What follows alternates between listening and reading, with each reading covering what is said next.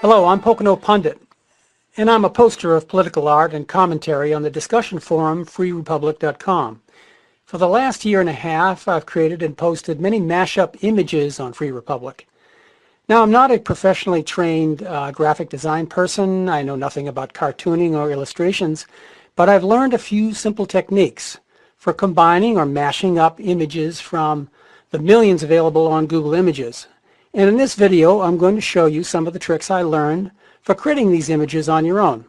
One of my goals of this video is to light a fire under other deplorables, to get them started doing these mashups on their own, because I know that once you get some practice, you're really going to enjoy it. In fact, you may become a fanatic like me. Okay, why should you consider making political art in the first place? Well, for me, creating digital art is a nice diversion from reading a book or watching TV. And this art is very much in tune with the rise of the internet and social media. The little guy, your average deplorable citizen, can now have a bigger voice in who is elected to public office and what our public policy should be. So you're contributing in a small way to moving the country forward. Now, beyond that grandiose mission, it's also about getting your colleagues to laugh at your images and share your perspective. Along the way, you'll also learn a new way to communicate, and that can be quite useful in your work or personal life. To start with a simple example, some of the most effective political images can be created by just dropping some pictures into Excel, shrinking the images in size, putting some borders around them, and adding a few captions. I posted this mashup last summer in the heat of the presidential campaign. My message was to show the enthusiasm gap between the Clinton and Trump rallies. At the time, many thousands of people showed up to hear Trump speak at Daytona Beach, Florida. And in the same week, Clinton held a rally at a high school in Omaha, Nebraska, where the non-voting high school kids were sitting in the bleachers, but only a few hundred actual voters showed up. Here's another image. This time I got some action out of posting a few charts. All I did here was go to the Google Finance site and do an image capture of the historical stock prices of some of the healthcare stocks. My purpose was to show the hockey stick leap in market value that healthcare companies enjoyed during the Obamacare years. I guess we've all heard this proverb about leading a horse to water. The art of image mashups is no different than any other pursuit. The only way to get good at it is to practice and pour your passion into it. Now, my purpose here is not to train you in the techniques of using software like GIMP and Excel. To learn that, you just have to play with it. And if you scan YouTube, you'll find hundreds of videos available to teach you the basics of using these professional tools. My objective in this video really is to get you thirsty about mashing up digital images. Practice will take you to the next level once you've got the bug.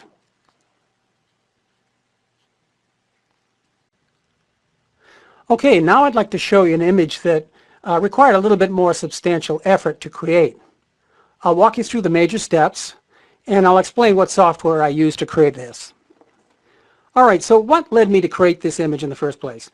Well, I was reading about the ongoing battle between Trump and the fake news reporters at the Washington Post, New York Times, CNN, and others, and it looked to me that Trump was getting very effective at dishing it back to these dishonest reporters by posting a few zinger tweets and confronting them at a recent press conference. So I got the idea of Trump sticking trophies on the wall of all the partisan journalists he was defeating. Okay, so my first task was to search for a suitable background image. To do this, I went into Google Images and searched on the words "Dear Trophies." Now, when I saw the results, I was less than impressed with what I found because the pictures were kind of boring. I was looking for an impressive trophy room, a high-quality kind of man cave or recreation room that I imagined Trump would enjoy, and these photos didn't do it for me. Now, another issue entirely is the suitability of the image. One of my searches turned up this photo of leopard skins.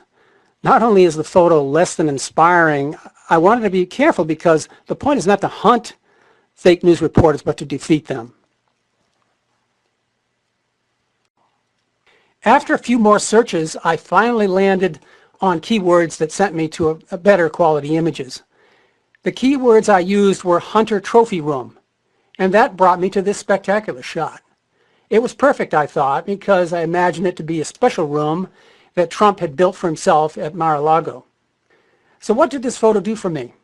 Well, the best thing it did was it excited me about continuing the project. I knew that if I put a few hours of effort into the final image, it would be worth the final result because it would look sharp. As I was looking for a pic of Trump sitting down, I found a few family shots of Trump, and that led me to the keywords Trump living room. What I found there was this fabulous shot of the Trumps in their Fifth Avenue apartment, Trump Tower. The image of Trump sitting on a fancy French chair fit nicely with what I was looking for. But what really excited me here was seeing Trump's son, Barron, riding on a fake lion. Perfect, I thought. I mean, the lion would nicely match all of those animal trophies on the wall. So now you begin to see the value of scanning a variety of images on a particular topic. You're getting ideas that could take your final image in an entirely different direction than what you originally conceived. And if you have an open mind like that, you're steadily going to improve the final image that you create. By searching for a pic of Melania sitting down, I came across this elegant photo of Melania lying on a red sofa. I loved it and knew immediately it would work great in the photo. But there was just one thing I needed to change in the photo. Can you guess what that was? Pause this YouTube if you want to spend a little more time figuring that out. Well, the problem with the original picture is the perspective is wrong for the trophy room. The camera angle in this photo is looking down too much. So I ended up enlarging the left side pillow to give the illusion of a more straight-on shot. See the difference that made.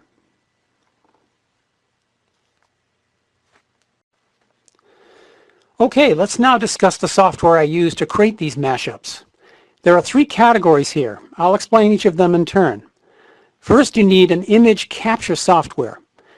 My favorite is MW Snap, but there are probably 50 or more competing software that achieve the same effect. MW Snap is among the best, plus it's free. And one of the beauties of MW Snap is you can set the exact size in pixels of the images you want to cut out. The second software category you need is image editing or image manipulation software. Photoshop is the most famous and most widely used of this type of software, and if you have it, that's great. But I personally learned on GIMP, which I suspect is just as powerful a tool, and it's totally free. Many videos are available on YouTube and private sites that will teach you how to use GIMP, and GIMP has a lot of depth to it. 90% of what you'll be doing in GIMP is cutting out pieces of a picture from the background, as I've shown with Barron and his lion. Painting, coloring, and sharpening images are other areas where GIMP is needed. Finally, Microsoft Excel is my software of choice to lay out and finalize these composite images. The nice thing about Excel is it's familiar and simple to move things around, resize, stick one image behind or in front of another. Plus you can create text to go over your photos and even make fancy shapes and borders.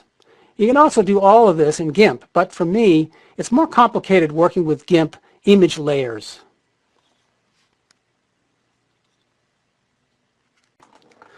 Okay, so let's assemble all of the image elements to create the final image.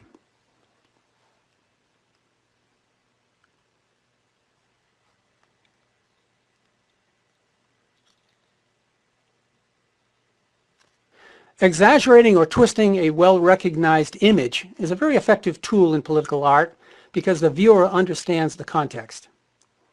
When Obama was leaving office, he posted this photo on his Obama Foundation website proclaiming that his supposedly great accomplishments of his administration would take longer than one presidency, and the Obama Foundation would help do that. Unfortunately, the Obama Foundation seems to be a front for Obama to leverage his ex-president status to extract money from foreign governments and get generous kickbacks from companies. Obama recently went to Wall Street where he charged Goldman Sachs $400,000 for a one-hour speech. Does the guy have no shame? So I thought I would take this photo, retain the stargazing couple in the front, but insert an entirely different background image. Well, my vision of what Obama is up to is not very gratifying. The headline is the same. 8 years was only the beginning, but the message is entirely different. As President Bubamba has said, the changes he seeks will take longer than one presidency. The Bubamba Foundation, like the Clinton Foundation, is where societal destruction will continue on a global scale. Before leaving office, the Bubamba Foundation secured and now controls $100 million to educate Muslim girls in Morocco. But with no accountability, who knows how this $100 million will really be spent? Stay tuned. Here's another parody image. The fake news reporters continue to push the idea that Clinton lost the election because somehow the Russians changed votes or otherwise had the power to influence the election's result. While I guess almost every member of the Free Republic considered this fake news narrative to be a big lie by the Democrats and a cover-up story for Hillary's poorly run campaign, and also to try to impeach a president who won the election fairly and by a high electoral college margin. So what I did here was make a parody of one of the posters for The Russians Are Coming. This is a full-length comic movie produced in 1966 featuring Jonathan Winters, among other stars.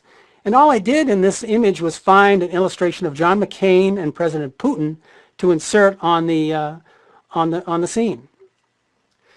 As The Russians Are Coming investigation in Washington has unfolded, not only has no evidence been found that Trump's people colluded with Russia, evidence now appears to suggest the Obama administration did a lot of illegal spying on U.S. citizens through the intelligence agencies to try to take down Trump during the 2016 election. So this led me to the idea of creating a parody image to link the Obama administration with the famous Watergate case of the 1970s. So on Google, I found a cover to the best-selling Watergate book, All the President's Men, to create the parody. Let me walk you through the creation of this one. The first obstacle I ran into was finding a full page of graph paper on Google Images to use as the background. You often run into situations like this where you need to improvise a bit. The solution was to find smaller pieces of graph paper, then cut and paste them together to create a full sheet. GIMP is ideal for doing this because you can line up the graph pieces and have full control of the position of those pieces down to the pixel level.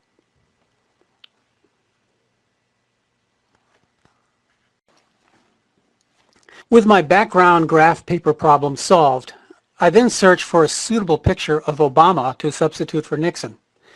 And it didn't take long to find one.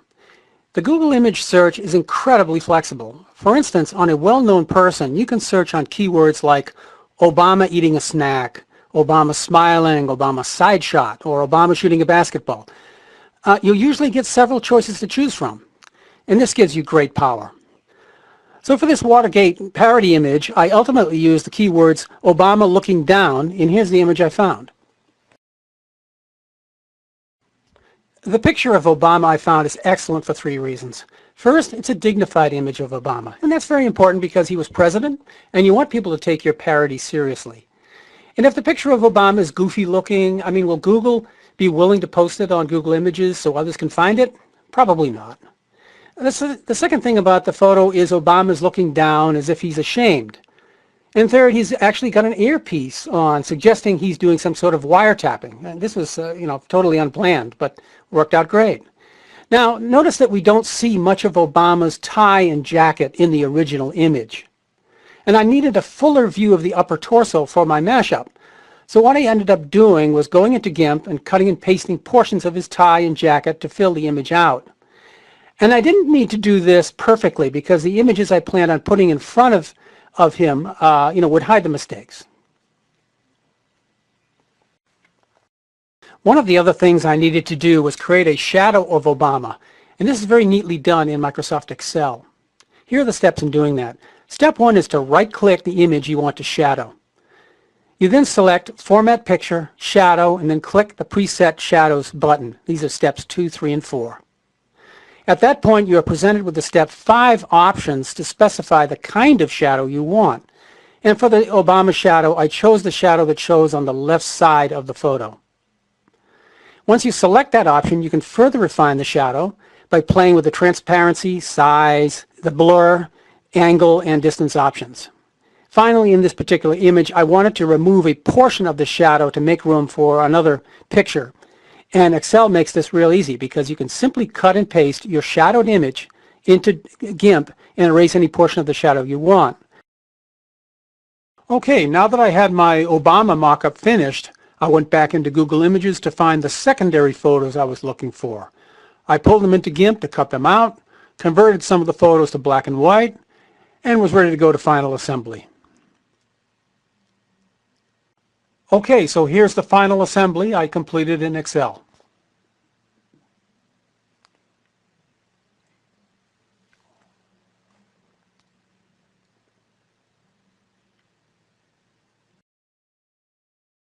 People often don't appreciate how important the right font can be, but fonts are a great way to add a professional touch.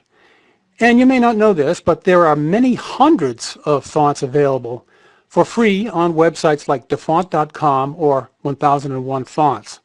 For instance, if the topic is Russian hacking, you can find a few dozen Russian-looking fonts to use. Another example is the image on the right. The Join or Die image is from a pamphlet printed during the American Revolution. So to highlight that image, I got an 18th century font where the lowercase letter S looks like the letter F. And this is great stuff because it psychologically ties the election of Donald Trump to the American Revolution.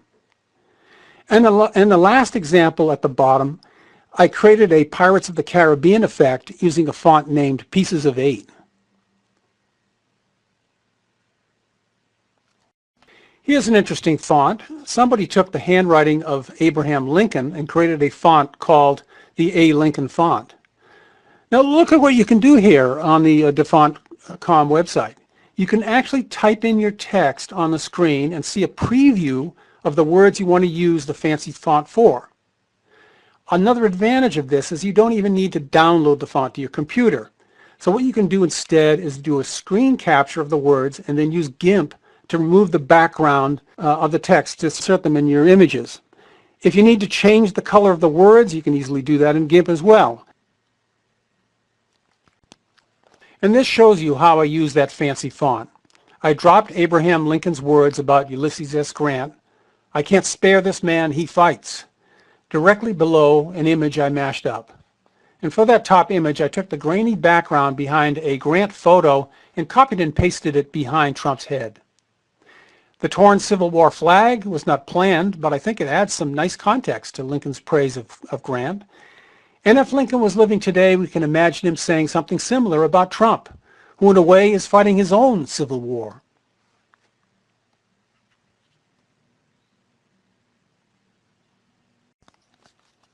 The next few slides I'll show are meant to portray the subject as a heroic figure. A picture like this is meant to fire up the morale of the true believers. And many Freepers love these kinds of images. There are lots of parallels between the Great Wall of China and Trump's plan to build a wall along our southern border. This Free Republic story I wrote centered around the Chinese martial arts theme of protecting yourself and your family from dragons. The image was actually assembled from 3 separate background images. One image shows the Great Wall of China stretching for miles in the distance. Another was of some watchtowers and the wall closer up. And then the closest background are the bricks of the wall in the foreground. The white tiger was not my idea at all. It was an inspiration that came from my Google image search. And in tribute to my Freeper colleague, Tiny Owl, who collaborated with me on the story, I inserted a tiny owl on Trump's left shoulder. This image is one of my favorites, and it was remarkably easy to create. I found this incredible image of the aircraft carrier Intrepid being attacked at the Battle of Okinawa. It was painted by Richard Moore. And if you like such paintings, you should definitely visit his website because he painted many Navy ship masterpieces. The interesting thing about this mashup is that I was able to use the fire and smoke from the ship to mask the connecting point of the Trump headshot. And Trump's words during the campaign added to the power of the picture. This image I made for a recent story I wrote on the diplomatic achievements of the Trump administration during his first 100 days in office. The image is of Rex Tillerson, our new Secretary of State, who Freepers affectionately call T-Rex. By searching on the keywords T-Rex fantasy in Google Images, I found this fabulous pic and completed the mashup in about 3 hours. For Tillotsen's head, I found a great side shot of him, and I just needed to brighten the edge of the face as if the sun was shining brightly on it. Believe it or not, I spent most of my time on a rather minor detail, finding the right hat for Tillotsen's hand. The flags were simple to find and to cut out. The jets flying in formation came to my mind as a way to balance the image. I originally thought to insert a Make America Great Again sign on the dinosaur's tail, but luckily I ran across a bunch of patriotic tattoos, so I selected a Marine Corps tattoo to stick on the tail. I'm quite proud of this image because it merges 3 things. Number 1, the famous Ulysses poem by Alfred Lord Tennyson. Number 2, a gorgeous painting by Thomas Moran, one of America's greatest landscape painters. And 3, a story of my own that takes Tennyson's poem about Ulysses as an old man who continues to strive in life and ties that story to Trump, another old warrior on a heroic mission of his own to save his country. By the way, you can find all the stories I have shown in this video still posted on Free Republic by searching the title in Google. This image of Trump and Ben Franklin was very costly in terms of time and effort, but I'm very glad I did this one because there were strong parallels between Franklin and Trump, as I explained in the story that surrounded the image. Notice Ben Franklin's kite and Trump's logoed golf clubs. I mean, did the colonials play golf in 1776? I have no idea, so I grabbed the oldest golf clubs I could find on the images site.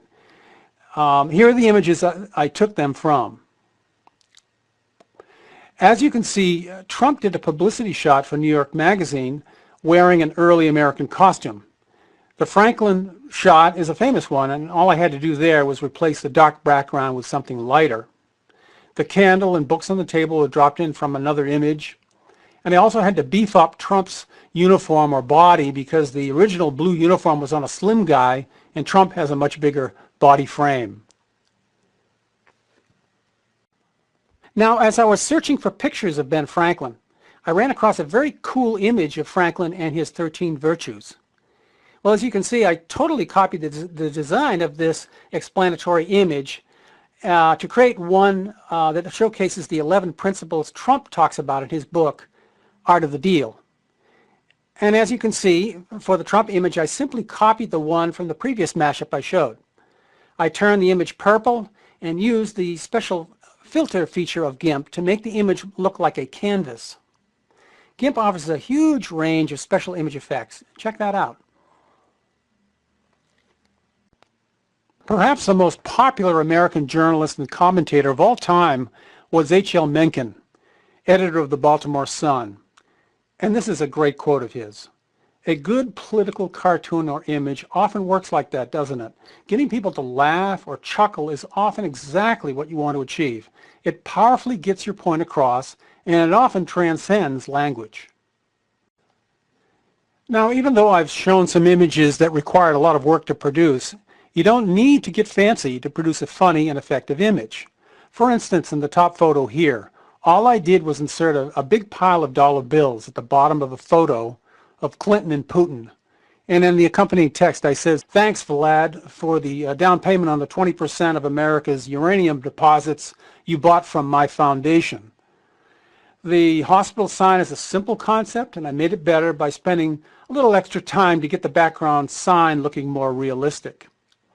And in the John McCain and General Custer photo, I merely inserted McCain's face on a second Custer photo. Putting a new head on a body is not that hard to do once you get the hang of tapering the skin color or shading at the neckline. In my Free Republic story, Luxury Trump Train versus the Bernie Locomotive to Economic Hell, I tried to show the effect of electing Bernie Sanders versus Trump. That contrast was pretty easy to set up. You've got an ex-hippie communist from Vermont going up against a Manhattan builder of luxury skyscrapers, hotels, and golf courses. Gee, I wonder which president would be better for the economy. So what did I do to create that contrast? So I went searching for an image of a train to show where Bernie, with his free lunch, free everything, Robin Hood ideas, would eventually take the country. Luckily, I found this wonderful image of an old rusted train and stuck the campaign logo on it. Now, to create the Trump train, I Googled on keywords like luxury train and Orient Express and found a really posh train with velvet seats here. And to add a special touch, I inserted an image of the Chicago Trump Tower in the window as if the train is traveling into Chicago across a river bridge. This image required actually quite a bit of editing. Comparing it to the original image, you'll see I ended up having to reduce the size of the table lamp. And on the table, I also replaced one of the wine bottles with a Trump-branded wine bottle. This was one of the most popular stories I posted on Free Republic last year. Actually, the text was quite simple. All I did was post the famous poem by T.S. Eliot, McCavity the Mystery Cat. I didn't change the words of the poem at all, and I didn't mention Hillary's name anywhere in the text. But I did insert 3 mashup images like this one showing Hillary with cats having a similar facial expression. This particular photo of Clinton was from a congressional hearing. And if you're observant, you'll notice that to fill in the area behind the left shoulder of the cat, I copied and flipped the image of people who were over the right shoulder of Clinton. Here's a mashup that shows how crazy you can get. In the early days of his campaign, Trump paid a visit to Mobile, Alabama, where he spoke to a huge crowd of 35,000 people. And I created a story around that where a fictional drug company, Trump Pharmaceuticals, had invented a drug called Trumpazine. And Trumpazine was an effective cure to Trump derangement syndrome, or TDS. And the active ingredient in Trumpazine happened to be catnip, so it's only natural that these kittens would be attracted to Trump. Anyway, the story is online, and just Google on the word Trumpazine. This post was very popular because we've got a ton of cat lovers hanging out on FR. The last image I'm going to show you belongs in the history books because the background image is from Barnum and Bailey Circus, a business that quite literally folded its tents and went out of business last week. The Trump and Melania part of the image came from a party they attended together. The original photo had no blankets on the elephants. I created them by copying and pasting photos of blankets on elephants on parade in India. Well, that concludes my remarks on digital mashups. Hope you enjoyed this video. If you're interested in seeing, downloading, or reposting some of my mashups, just look up Pocono Pundit on Google Images. And I certainly want to thank all the people who posted their great images on Google that enabled me to create something new in the first place. A collection of many of the stories I wrote about Trump in 2016 is available by going to this page on Free Republic. Before I close, I want to say something about freerepublic.com, the largest online forum of people who believe in self-reliant principles and limited government. People like me, and there are thousands of us out there, visit FR and comment daily. Though we exchange comments on the forum anonymously, some of the people I converse with feel like brothers and sisters to me. I would probably not be doing these political mashups today if it were not for Free Republic. Knowing there's an appreciative audience for my amateur art makes me want to create more. On FR, you'll find highly intelligent comments from experts in politics and many other fields. Several people on the forum are book authors. Plus, there's plenty of light stuff, humor, and venom spewed about political opponents and fake news reporters. But no swear words are allowed in the forum, and freepers generally control their anger towards each other. But you will definitely be challenged if you say something stupid. Yes, Free Republic lives up to its name and then some.